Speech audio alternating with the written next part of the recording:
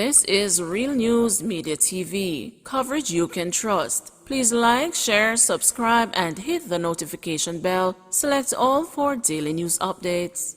Good morning, my Real News Media TV family. Thank you so much for tuning in this morning, and I'm wishing for everyone a wonderful and a productive day.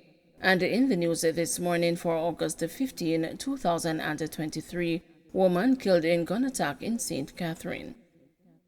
A 46-year-old woman was shot dead in a brazen daylight attack on Noreen Lane in Boodles, Old Harbour, St. Catherine on Monday afternoon. The victim has been identified as Nadette Almarie Thomas, a resident of the community. It is reported that around 2:35 p.m., residents heard loud explosions and summoned the authorities. Upon arriving, police saw Thomas's body lying on its left side with gunshot wounds to the head and upper body. Thomas was taken to the Spanish Town Hospital, where she was pronounced dead. The body was later moved to the morgue, pending a post-mortem examination. Police say they have not yet established a motive for the killing, nor have they identified any suspects. The Old Harbour police are investigating. One man, two women in custody following gun seizure in St. James. Members of the Jamaica Constabulary Forces Operations Team, alongside members of the Jamaica Defense Force, seized 2 Glock pistols while conducting a flag march on Jimmy Cliff Boulevard in Montego Bay, St. James on Monday. Reports reaching the news are that during the operation, the police stopped and searched a silver Toyota Premier vehicle. A modified Glock 26 pistol with 9mm rounds and a Glock 27 pistol with 7.40 rounds were found. One man and 2 women were taken into custody following the seizure. 36 rounds of ammo and illegal guns seized in Westmoreland. Cops in Westmoreland have seized 36 9mm rounds of ammunition and 2 Taurus 9mm pistols. No one was arrested in relation to the seizure. The police say about 11 a.m. on Saturday, cops carried out an operation in Gordon District, White House in the parish. Lawmen were in the area when a concrete structure was searched.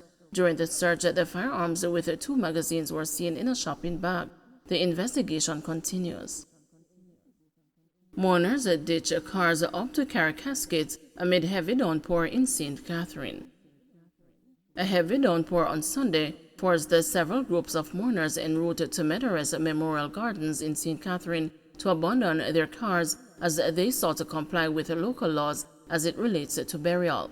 At approximately 5 p.m., at least 3 separate groups of mourners were observed walking along Red Pond Road with caskets. The heavy downpour of rain resulted in serious traffic congestion in the area, forcing some drivers, including those of hearses, to abandon their vehicles along the road. Explaining the bizarre display of several men walking with caskets atop their heads, family members noted that it was a race against the time to lay to rest their deceased loved ones at the burial grounds, as under Jamaican law, burials must be done by 6 p.m. or it will have to be moved to another day. Path benefits to be paid by late August. The Ministry of Labor and Social Security is advising beneficiaries of the Program of Advancement through Health and Education that payments will be made late in August. In a statement from the Ministry, Portfolio Minister Pernell Charles Jr. said the Ministry is aware of the concerns of families to take care of their children's educational expenses for the new school year. I want to assure you that your government is aware of the issues, and I want to share with you some of the provisions that are in place to assist you with the extra expenses. Your next Path beneficiary payment will be made beginning August 21. Families will receive between $3,800 and $5,600 for each child who is registered in a government educational institution from grades 1 to 13, he said. Charles Jr. also noted that an additional payment will be made. Along with this regular benefit payment, you will receive an additional amount of $3,500 for each child registered in a government school to assist you with back-to-school expenses, he said. Parents with children starting a new school are also being reminded to visit the Ministry of Labor and Social Security's office in their parish to prevent disruptions in payments. Meanwhile, the minister is reminding parents to access 2 key benefits available through the program after completing secondary education.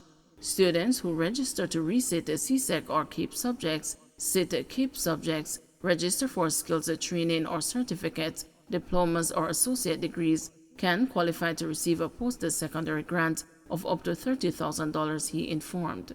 PATH students who are pursuing bachelor's degrees can receive tertiary bursaries of $100,000 per year for up to 4 years of study, provided that they maintain a grade point average of at least 2.5 and meet the other requirements stipulated by the institution, the minister added.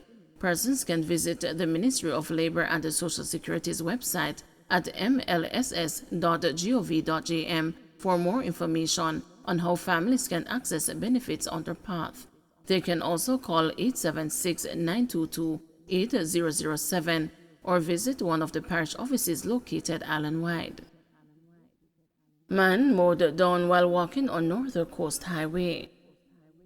A man died as a result of injuries he received after he was hit by a vehicle along the North Coast Highway in Trelawney on Sunday night.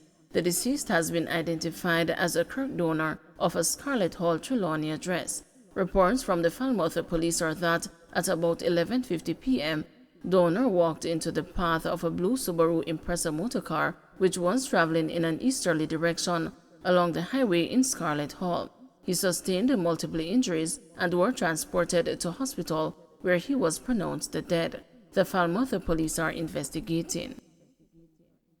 Ramble Bridge in St. Thomas to be closed for repairs. The Ramble Bridge in St. Thomas will be closed to vehicular traffic to facilitate the replacement of the wooden bridge deck, the National Works Agency is advising.